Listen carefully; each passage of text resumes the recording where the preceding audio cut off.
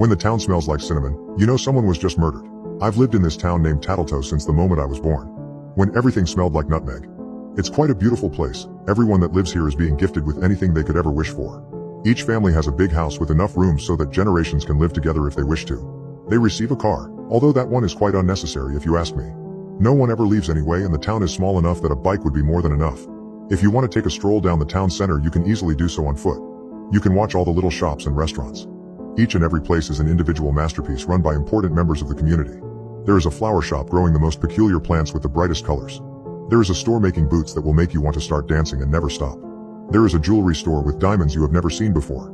However, the most important place, the one that makes our town what it is Mrs. Holly's wonderful bakery. Mrs. Holly is an old woman with rosy cheeks and purple dresses. She likes to sing as she bakes the most delicious pastries, bread, and biscuits. Stepping foot into that wonderful bakery will never want to make you leave again. Unfortunately, we are not allowed to buy any of the things produced, not from the bakery or any of the other special shops. The goods are made for export.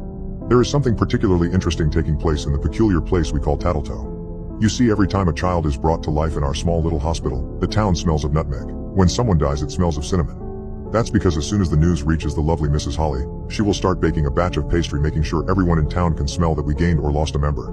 This is something we have all grown accustomed to, and we wouldn't want it any other way. The smell of a town can tell you a lot about its history, you see.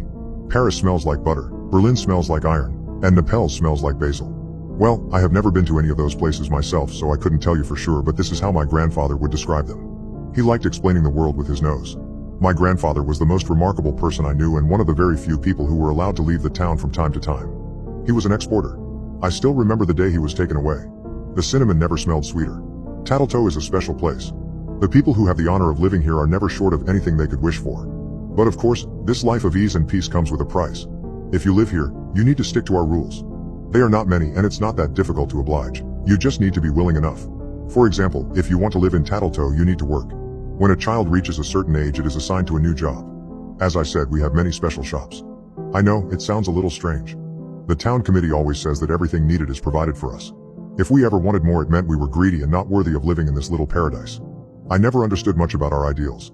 You work all your life but are not allowed to buy anything. It felt strange to me, but my parents taught me from an early age that I needed to follow the rules. Now that I'm old enough to work, I was assigned to my first job. I assumed I would have to work in the toothpaste factory together with Mom and Dad. The toothpaste that makes your teeth go all black and achy, but instead I got a much better job. One that every child in town could only dream of. I would be working in Mrs. Holly's bakery. "Deborah, oh please, come in, come in." Mrs. Holly greeted me with a warm smile. It was so early in the morning the sky was still black, but I knew better than to be late on my first day of work. "Morning, Mrs. Holly, and thank you so much for hiring me." I was a little afraid of what other job I might get. She gave me a sympathetic smile and waved me inside. She handed me my very own apron as we walked to the back of the bakery. I usually work alone, but I heard a rumor that they wanted to assign you to be a shoe tester, and I really wouldn't have wanted your feet to fall off. I furrowed my brow. Why would my feet fall off? "Oh, honey, the committee heard about some city somewhere in the States where the people are apparently dancing even when they shouldn't. Now they want to punish them, so produce increased. They need testers to see if the new shoes work accordingly." "Right," I mumbled. All the products were created so someone somewhere could be punished. Don't ask me why. The committee seems to have very clear ideas on how the world should look like. You know, your grandfather was a good friend of mine. I always had a sweet spot for you, my dear. Your parents were smart only to have one child. Some people here. She stopped talking and smiled at me as if she had almost said something she shouldn't. Anyway, I was just starting to make a batch of snickerdoodles. Why don't you help me with that? "Who died?" I blurted out. "You know the Droddles, right? Well, their oldest son fell in love with Jenny Jenkins. Apparently, he tried getting her a ring. Poor fool. He knew what would happen if they found out." The longer I worked at Mrs. Holly's bakery, the more I started understanding what was actually taking place in our town. The factories and shops were creating something awful. Everyone that was old enough knew about it, but they chose to ignore it. Even if they all had different reasons. Life here was really perfect. You never had to fear for anything as long as you worked and didn't take any of the products from the forbidden shops. There were enough stores giving out legal things for free.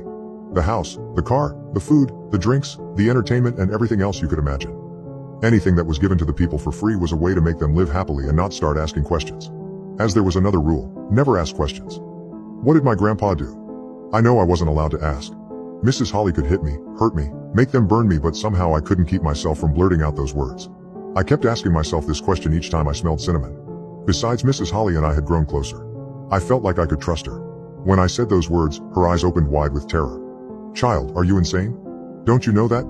I'm not supposed to ask questions, I know. But you know, the other day they took Timmy, my neighbor. He was such a kind and sweet person. They assigned him to the crematory and he said no. So they threw him in. I don't know what befell me.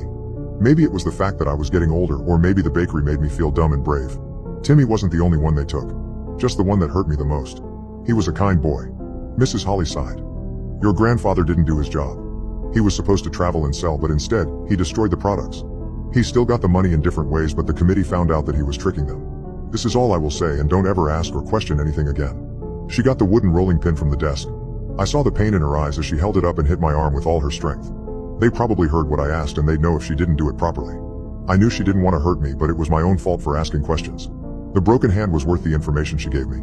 Besides, my punishment could have been much worse. I thought I understood Tattletale, but simple answers can never answer complicated questions. I understand that now. For a long time I thought it was the smell. The nutmeg would make you happy. The cinnamon would teach you to fear. Except I spent every day in the bakery surrounded by the smells, and only now I'm starting to become skeptical. I'm starting to doubt and to understand. And nutmeg doesn't make anyone happy. Too much of it can even become poisonous. There was a time where I was afraid of Mrs. Holly and the smell of cinnamon. To me it meant death. Now I understand that Mrs. Holly isn't trying to scare everyone by alarming them with the smell. She is trying to cover up the smell of burning corpses. I don't even want to imagine how many snickerdoodles she had to bake after they burned all her children and husband when they tried to leave the town. What happens when the town smells like nutmeg?